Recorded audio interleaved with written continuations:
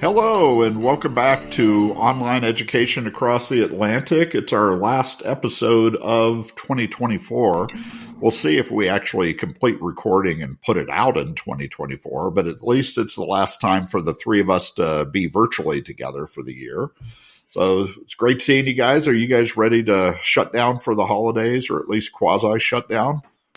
I'm ready. Yeah, there was a portion of mince pies that entered the house yesterday. So, we're getting to the stage of being well stocked up and ready for consuming mince pies and relaxing and all that kind of stuff, and not thinking about online learning for a bit. I only managed to eat 6 mince pies when I was in the UK in November, which I feel like I failed on so many levels. I should have eaten more. Well, I mean, out of how many days, though? How many days were you there? 1, 2, 3, 4. I'm saying that's pretty impressive. It's also a case of which ones you tried. So my father-in-law, there's a consumer organization called Which that does every year kind of rates the best mince pies from a certain supermarket or whatever. So you kind of got to see the one that's got the most highest rating in the year and acquire those ones. That's his kind of strategy around mince pies. Well, Morgan loves her quality, but I will note that she's an aficionado of gas station donuts when traveling in the States. So I'm not sure how that translates to mince pies in the UK.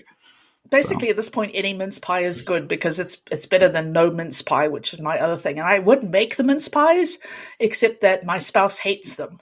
And so if I made mince pies, I would eat all of them, which is actually not far off the truth for most things.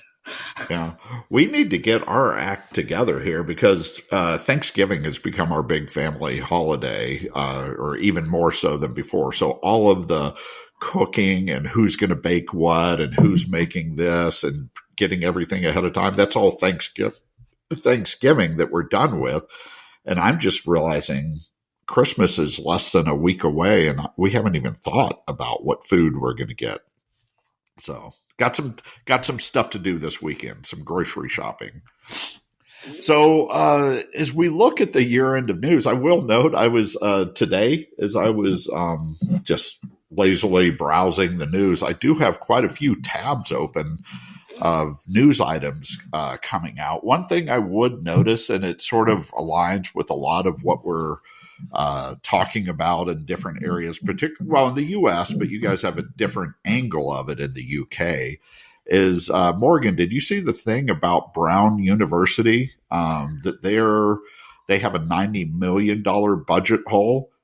I didn't see that. I saw that they were going to be limiting some graduate admissions, especially in PhD programs. But yeah, but the thing that strikes me, and I haven't read the full article, I mean, this is a highly selective university with a large endowment.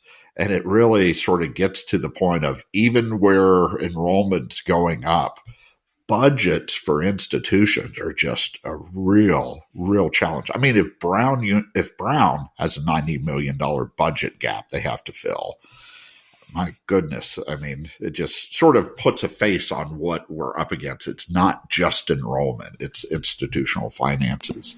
Yeah, I mean, that's a big theme over here at the moment. There was something in Times Higher Education today around there's been a lot of talk of deficits and staff cuts and redundancies, but one of the things that they were covering today was around the maturing of debt that universities have taken on, and that's going to be another big thing to hit them next year, especially, I think. So, yeah, definitely very relevant to what's happening over here, that kind of thing. And they've formed some sort of working group to look at costs in higher ed in the UK. Is that right? I mean, higher education does enjoy setting up a working group, so that would not surprise me. I've not seen that yet. It's not come across my desk, so to speak, but that would not surprise me. Well, there might be a white paper in your future that will solve the budget problems in the UK with some nice formatted bullet points. Yeah. Possibly, yeah, possibly. I think, yeah. It reminds me, years ago, I used to be in a women's anti-apartheid organization in South Africa, and we used to tell a joke about ourselves, which was sort of self-deprecating, but not really accurate. But it's how many women from this organization does it take to change a light bulb? The answer being none, because we'd form a committee and workshop a paper on how to cope with darkness. Well, there you go. Any other big news items striking you guys here at the end of the year? I think a couple of things for me. I've noticed a little flurry of announcements of partnerships with OPMs and other companies over here. I think that's, I think just reflecting on the year, we have definitely seen, even with the falling off of some partnerships, kind of another net increase in the number of universities with those kind of partnerships. And yeah, the other one was the Times online learning rankings, which I feel like I've spoken about a lot, but just a real disappointment, I think, is probably the best thing to say. Yeah, both of you guys are fans of that horrendous ranking that they came out with. It seemed to me that both of you, your challenge was, how can you look at something that's just horrible and what it's done, but try to find the possible future benefits of it? There must have been a struggle for both of you. I feel like Morgan was dealing with it far more seriously than me. I don't know if it's the kind of end of year, but it was a little bit too many jokes, too little time for me when I was writing about it recently. And I just thought, no, I need to kind of like be a bit more serious about this. I did see a post on LinkedIn today, putting it forward as a triumph of awesomeness. So it took every bit of self-control I had to not jump in with a really snarky comment. Admittedly, it was from one of the people quoted in the pieces. But this is the thing with rankings, right? This just makes them, like I said when we discussed it way back when, they're kind of doomed to succeed because, the PR machine gets going, and the people that might look at these things online aren't the sort of people that are going to listen to us about it, in the methodology. So it's kind of, I don't see it going away.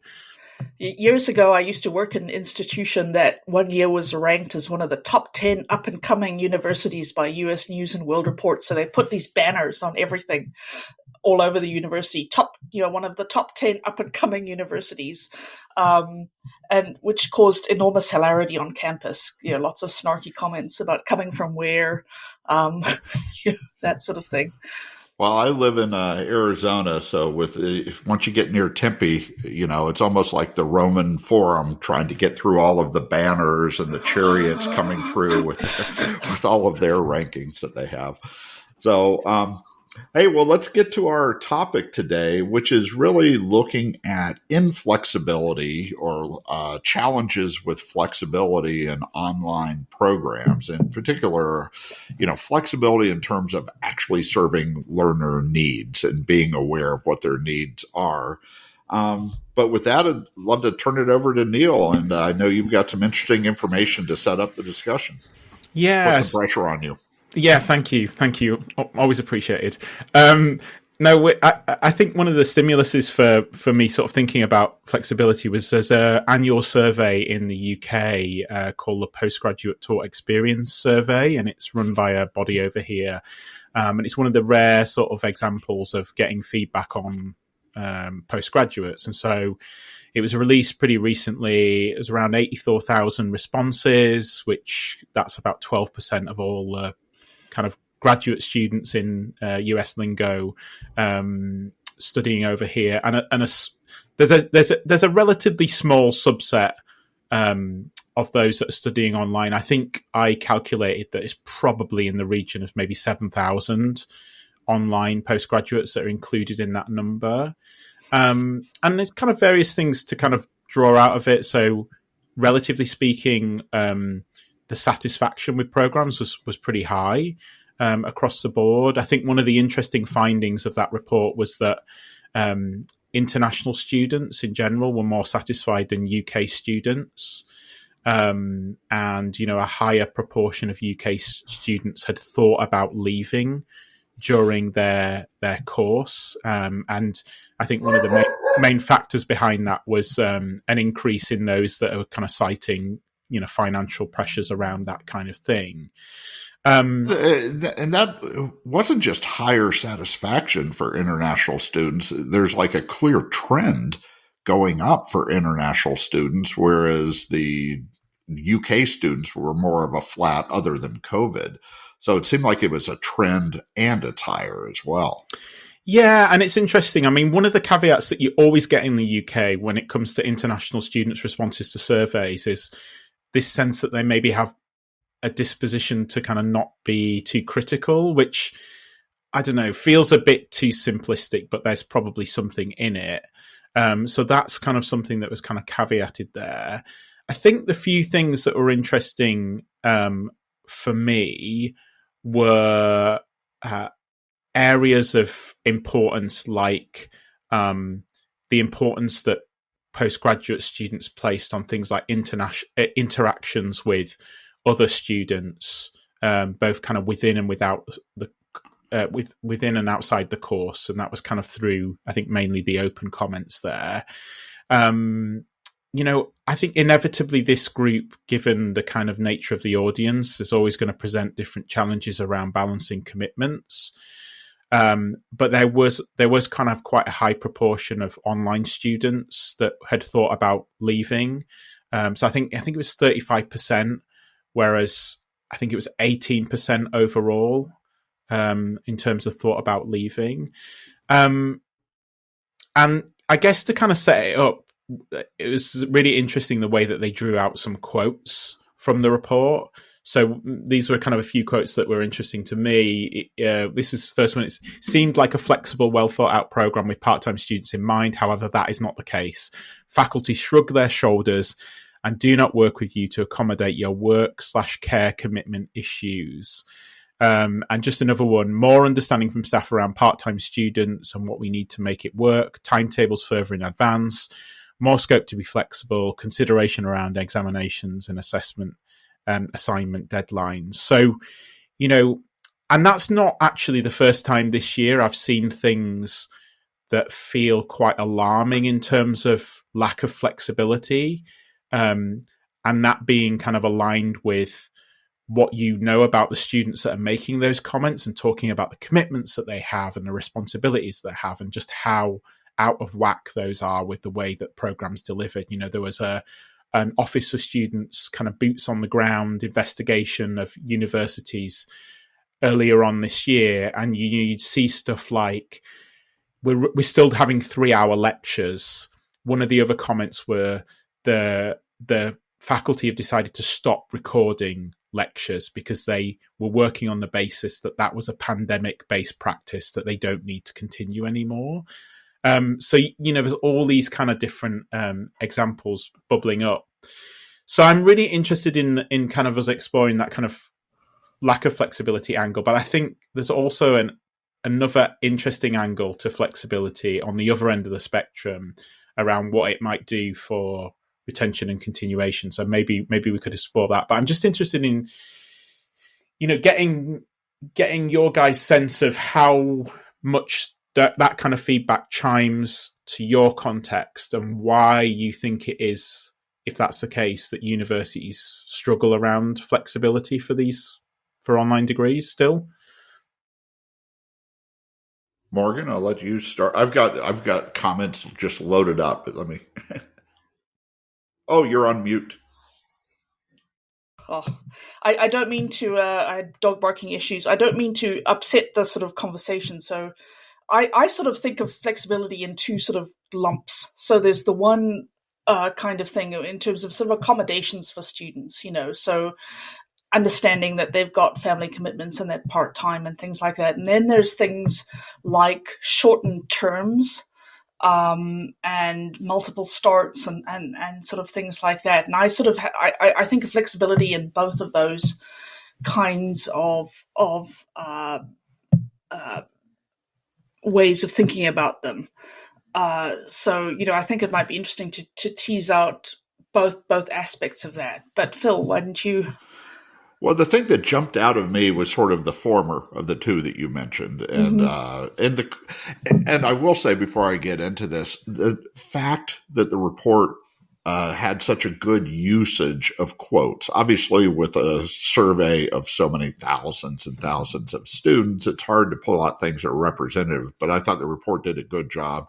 You have to trust them. Listener, Yes. you should know that Phil loves a quote from a survey. He loves open-ended responses. Oh, I hate closed-ended things that you can actually wrap up tidy. So that is true. And by the way, whenever I do that with clients, it always makes them so uncomfortable doing open-ended questions like this. So that's part of the reason I love this survey. They went with it.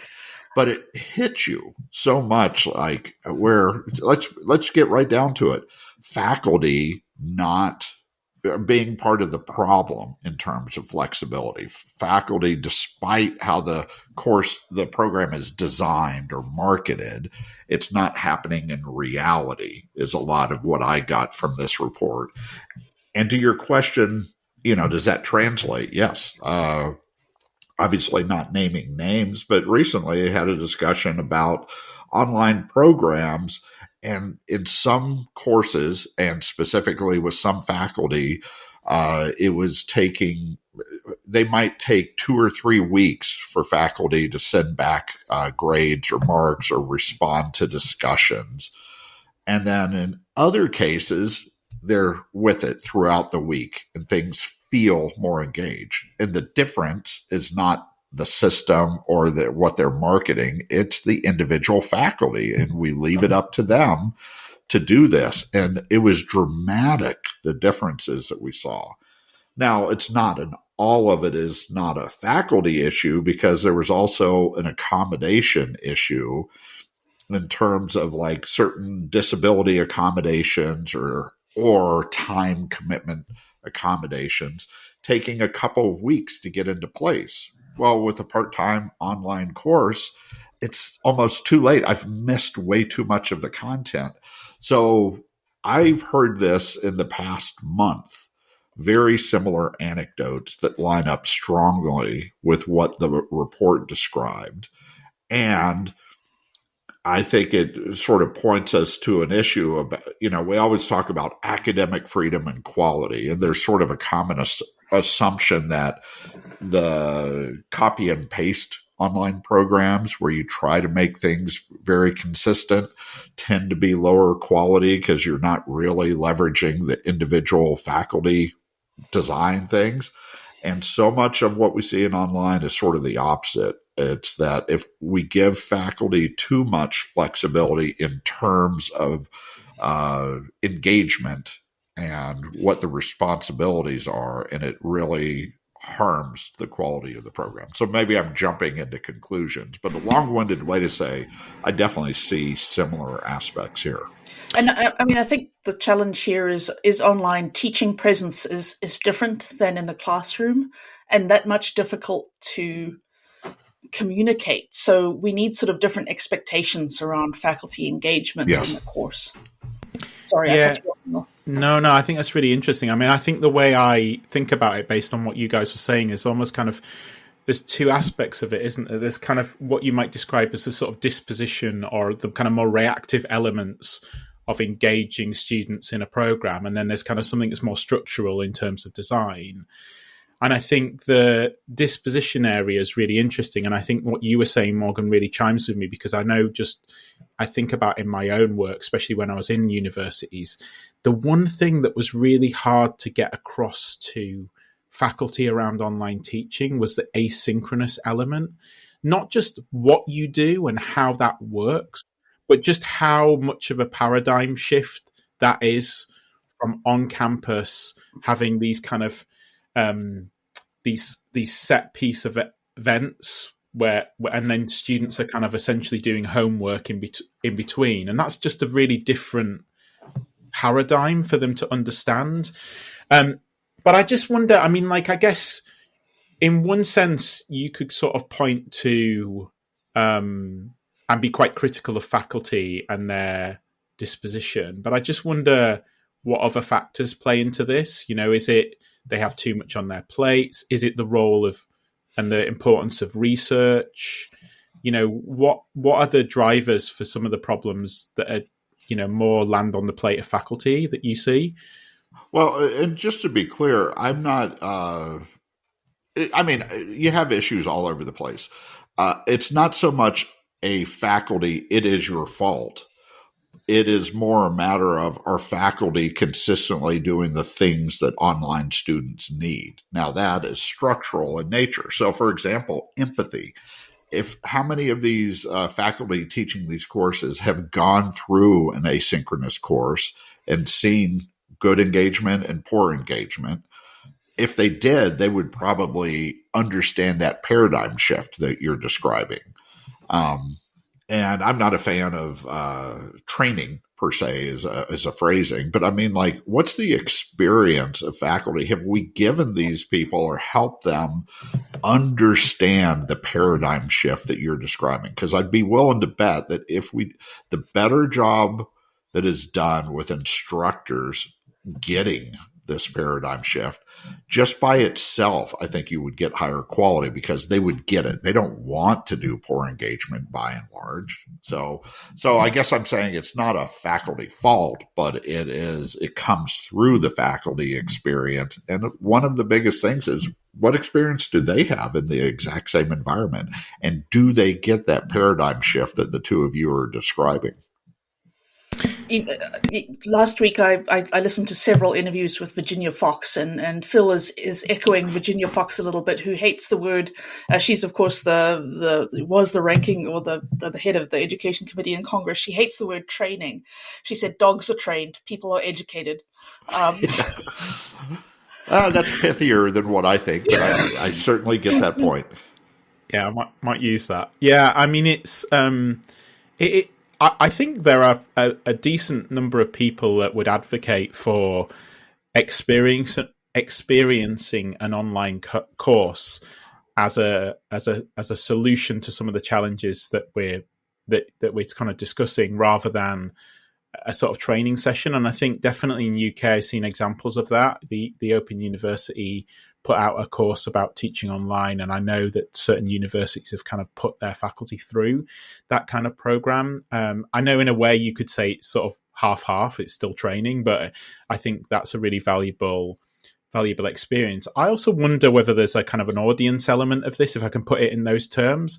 Like, this is a bit of a generalization, but I kind of feel like if you're used to teaching mainly young adults, I have a bit of a hunch that that's a more malleable audience. That's an audience that have come through school, who have not necessarily had experience in the wider world, such that the lack of accommodations or the design or the structural things, they're not necessarily going to be as savvy or as critical a consumer of those things. And if you're just experiencing teaching that audience all the time, then, to what extent are you really attuned to understanding the kind of needs of a different audience, if I can put it that way? So sort of the audience, the more of the working adult audience that often does online learning, they're saying, come on, I've done some of this stuff. My company does a better job than what you guys are doing. And I don't have time for this. I'm fitting you into my life, and you need to do a better job. So I definitely think you're right that there's a different audience aspect. I mean, I just, if I kind of equate that to myself, I'm going to be a much trickier customer doing an online master's degree than, an 18-year-old fresh out of school, probably, in terms of what I'm looking for, and, particularly the accommodations around some of the stuff that you were talking around, Morgan, and some of the stuff that the kind of feedback gave out. Yeah. And I mean, I also want us to make sure that in a way we're talking just about teaching and about the need for expectations around certain kinds of things. Just thinking back to my own PhD program, I had two courses that stick in my mind. One, we walked in, we sat down, seminar, PhD program, sat down. The faculty member didn't say anything for almost an hour and a half. And eventually people started getting up and walking out, but she felt that it was her pedagogy not to lead the discussion, so she wasn't going to start talking. Um, and you would be in big trouble. Apparently I left, but she had some other kinds of things. Another one said that it wasn't his job to produce a syllabus. So we had no syllabus. I also left that one.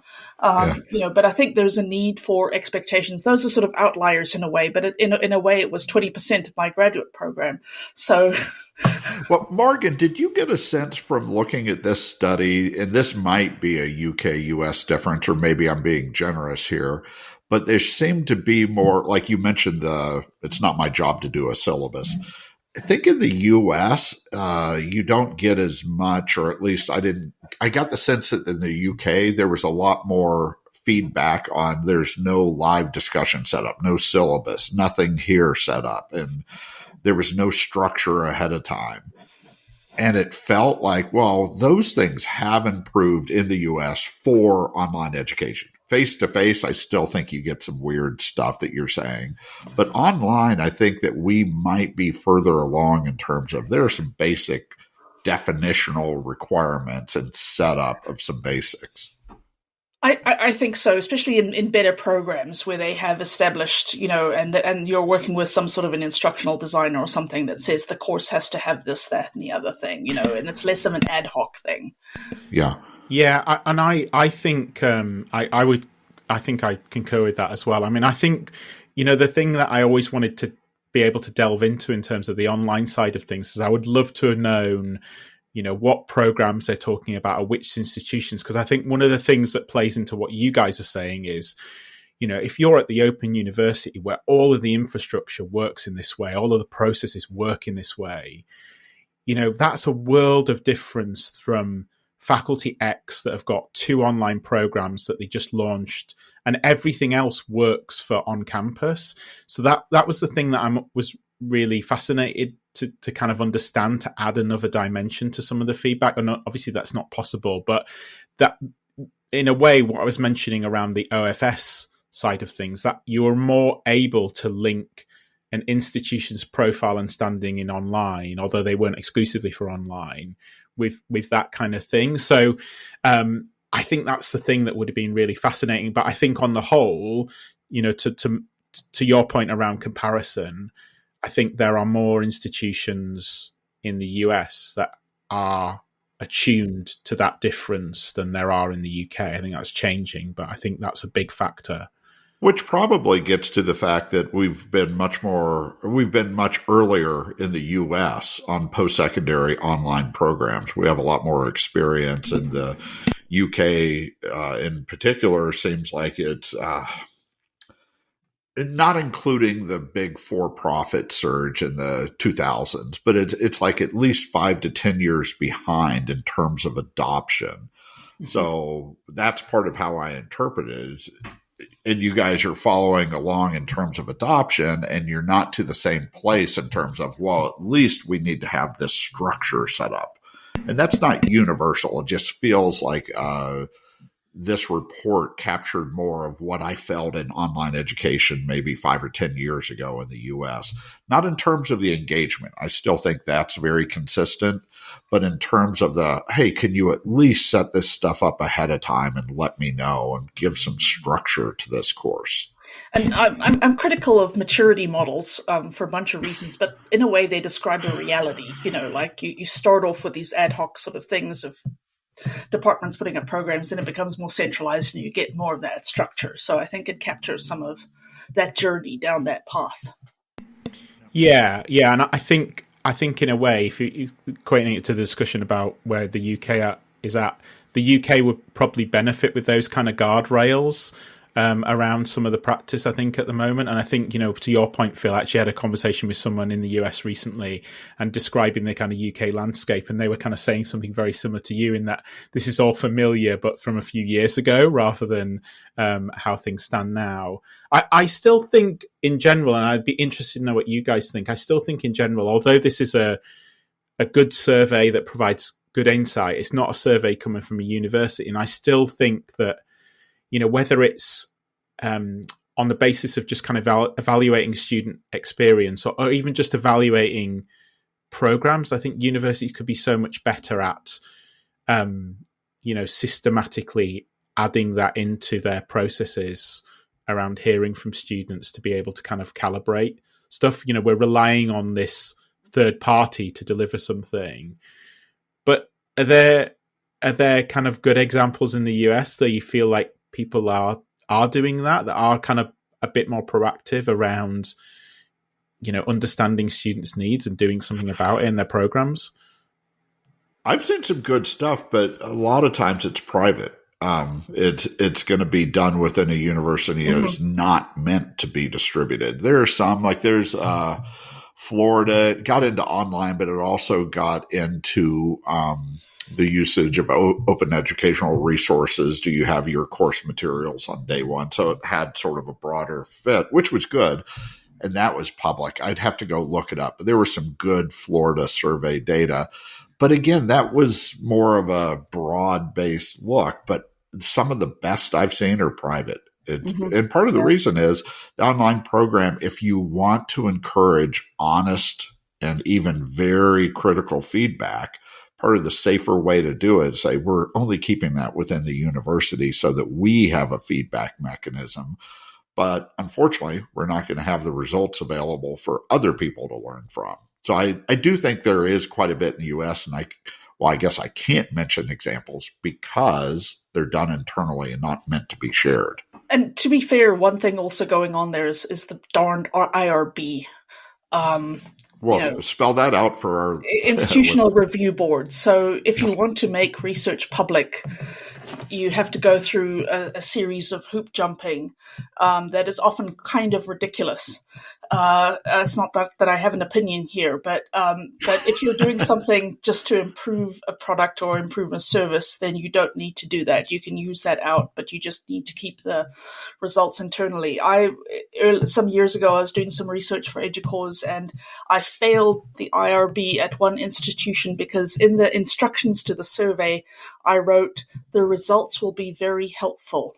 And I had to redo the whole application, taking the word "very" out. Well, that sounds like editing for some newsletter posts too. Yes, we have a quicker process. I'm equally well disposed towards the editor of the newsletter. Can I just? I'm adding IRB onto my Morgan triggers list. The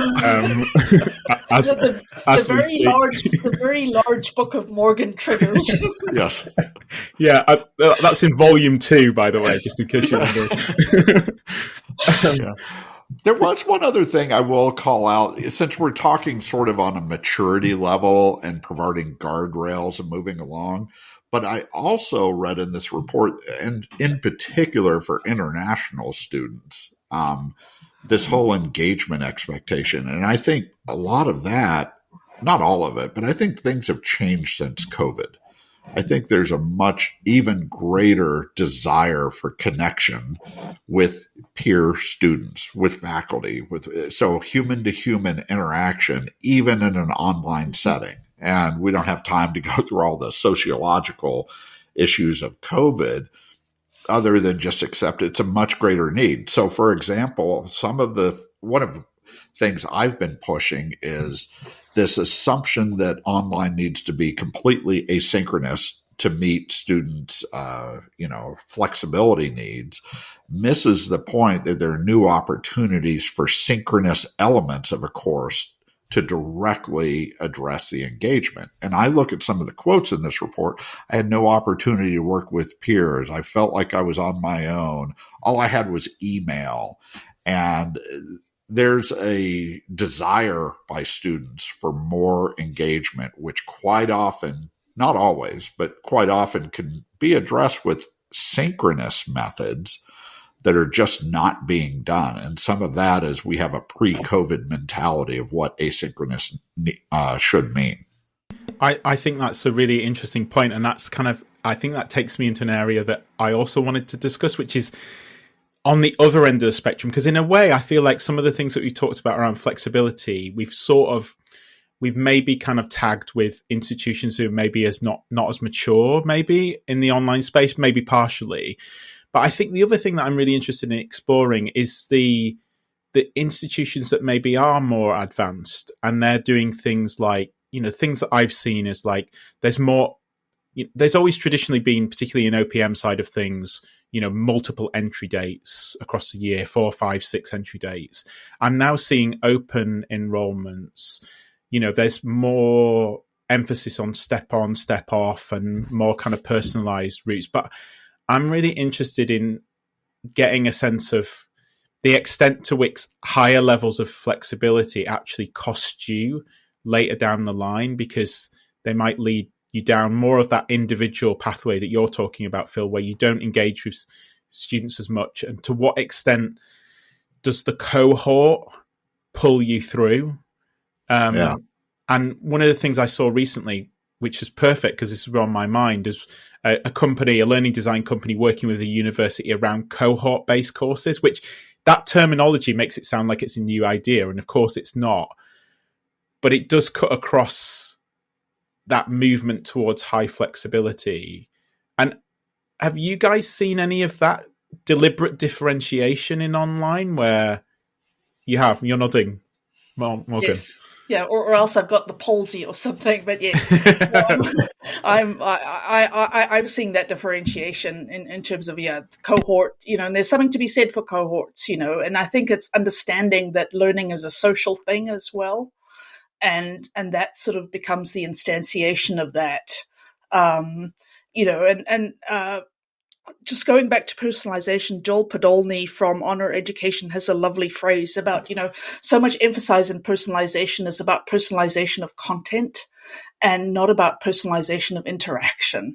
And we need much more of that sort of personalization of interaction to actually make it meaningful and to enable that social bonds. One of my favorite books ever was John Seeley Brown's The Social Life of Information, which talks in a really accessible way about the way that learning is social, and you need those kinds of things.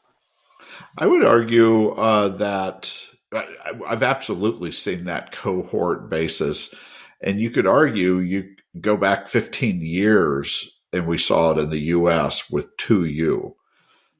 Pre-edX 2U was, they had the greatest slogan, and they really were designed towards no back row. And you got to look at, so they really came into being in the late 2000s, 2008 through 10, getting the program set up at USC. So it was in the early 2010s as they really went out there. And they had a very unique position in the marketplace back then. At the time, you certainly had more of the mid-range online nursing programs. You had the for-profits. You had all this other stuff. And you did have a lot of asynchronous design. And 2U came in saying, we're for the elite schools. And one of the messages to give that comfort to them, and I don't think it was artificial comfort, it was, no, this is cohort-based. And not is it just cohort-based, it's 19 students or fewer in a class. With an expectation of synchronous activity at some point. Yeah, synchronous activity, but a cohort of 19 in any one course. So students will get to know each other, they will interact, and the whole design, pedagogical design on how they came out was based on cohorts. And that, I think, was a major factor and got a lot of elite nonprofit institutions saying we can do online. Now, the world's different 15 years later, but I guess I'm just going back to your question, Neil, have we seen it? I'd say, yeah, we saw it 15 years ago. We need to see more of it. And in particular, post-COVID, we need to see more designs that take advantage of new synchronous technologies, but not just synchronous. There's a lot of really clever asynchronous back and forth technologies that can really improve engagement. So we need to see a lot more of it now that we're in a post-COVID world. There's a lot more possibilities here than are being taken advantage of. Yeah, and I wonder about that because I think there's, I agree with you, and I think there's maybe a couple of different thoughts that I have on the back of that. There's one thing that says we need to have more of that within existing programs. We need to kind of imbue existing programs with more of that because they're at a deficit and there's become too much of an orthodoxy around asynchronous and no synchronous in there. But I think the other dimension that's interesting to me is the extent to which you differentiate. and you have that option. You have an option of a cohort base versus something that's more asynchronous. Because I think I've definitely I've definitely seen research, although in this survey it talks about the high value of interaction. I've definitely seen research out there that says, look, I didn't want to engage in the forums. I just wanted to get on. And you know, given our past, I'm sure if Donald Clark was here, he would say exactly the same thing. Maybe he's not the best sample, but I just wonder whether we will see, or if you guys have got any examples where you can choose a cohort-based route, or you can choose a asynchronous route. Well, I am not cohort-based. I think it's a great idea.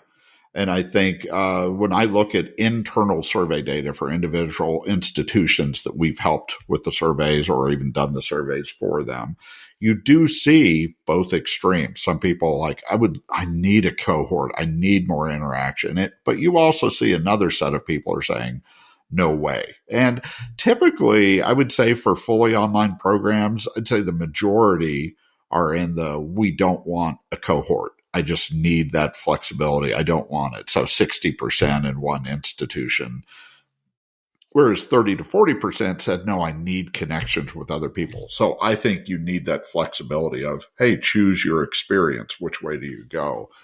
I see individual courses where you get a choice between, do you want any synchronous offerings or not? If you look at University of Central Florida and their modality, they have, I think, 5 or 6 different definitions of modalities. You could almost think of it as across a spectrum on how much asynchronous, how much synchronous, what are the requirements. And so at the course level, I think that we see some choose your adventure, if you want to put it that way. But I think I don't have a good view, at least off of the top of my head, of a lot of good examples of choose your program. And keep in mind, we have different terminology here and in the UK. Program in the US is more your whole, multi-course, multi-year set of courses. So no, I don't see a whole lot of it. I could argue that the choice of competency base is sort of a choice to avoid that quite often. But I see it much more at the course level. Yeah, and I wonder if there's maybe, I haven't seen a lot of it in the UK. I mentioned the example of maybe a more mature kind of university looking at it, but I haven't seen any examples over here yet at the moment. But I wonder whether, because over here, the regulator and the kind of conditions that universities have to meet for students continuing and completing their courses, that's a big regulatory kind of dark cloud that's hanging over the UK, if I can put it in those terms. So I know that institutions and online providers who've maybe struggled with retention, this is sometimes where my mind goes without knowing the details. To what extent is their commercial drivers that enable people to enroll whenever they want or enroll at 6 times a year? To what extent do those things actually affect you negatively down the line? And I also wonder, quite apart from that kind of retention and completion pressure, I sort of wonder whether AI might influence some of the more individual routes and might have a role to play in universities looking at not the cohort base, but something that's, more efficient and more individual because of AI. You can't introduce AI as a topic with 2 minutes left in our discussion. There's got to be some rules here. Well, look, that was the last thing on my bingo card, so I had to get it in there. Yeah, That's the last bingo of the year. I want to sneak one thing in here. Talking about students, the 60% who don't want the synchronous stuff. Just thinking, I'm coming out of conference season, and I wonder if some of the synchronous stuff in courses is similar to the need for interaction in conference sessions. People don't have enough good ideas about how to foster that, so you get a lot of just talk to your neighbor and then report out kind of thing. And certainly I saw that in the active classroom movement.